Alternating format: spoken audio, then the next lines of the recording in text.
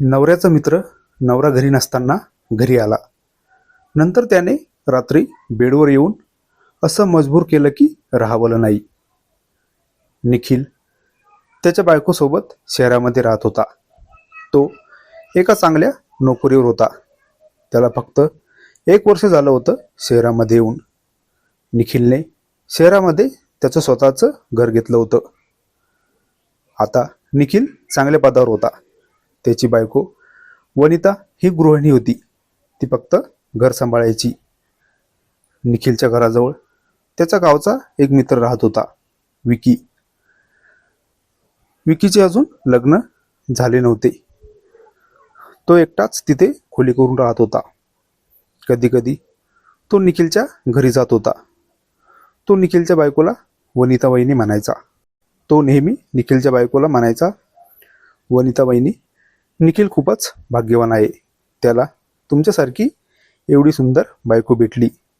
वनिता विकीला म्हणाली, विकी भाऊजी, तुम्हाला पण भेटेल सुंदर बायको, पण तुमच्यासारखी नाही भेटणार.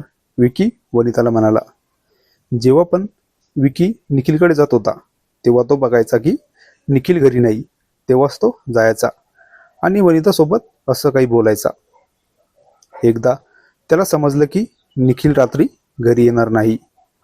विकीला जेव्हा समजलं की निखिल रात्री घरी येणार नाही तेव्हा तो लगेच वनिताकडे गेला आणि वनिता वहिनीला म्हणाला, वहिनी, आज निखिल येणार नाही वाटतं घरी.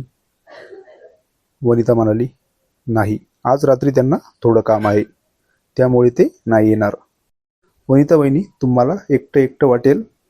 तुम्ही जर म्हटलं तर मी थांबेन आज रात्री तुमच्या घरी. तुम्हाला सोबती.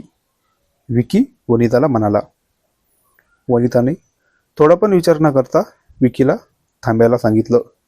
रात्री वनिता जेव्हा तिच्या बेडवर झोपलेली होती तेव्हा विकी तिच्याजवळ गेला आणि तिला एवढं मजबूर केलं की वनिताला पण राहावलं नाही.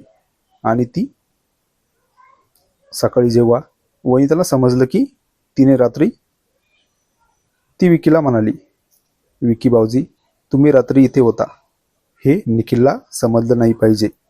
नंतर विकी जेव्हा त्याचा मित्र घरी नसायचा तेव्हा तो निखिलच्या घरी जात होता आणि वनितासोबत